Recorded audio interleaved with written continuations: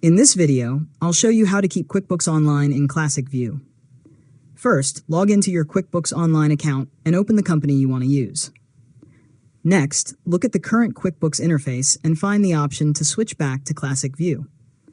Depending on your account and the version of QuickBooks Online you're using, this option may appear in the navigation menu, your company settings, or through a prompt asking you to try the new navigation. Now select the option to switch to Classic View or return to the previous navigation.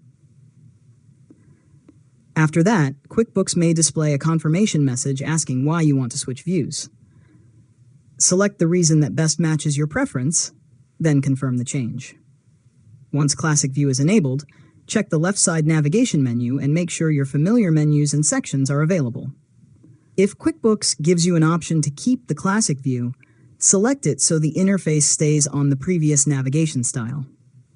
Next, continue using QuickBooks normally and check the navigation menu whenever you sign in again.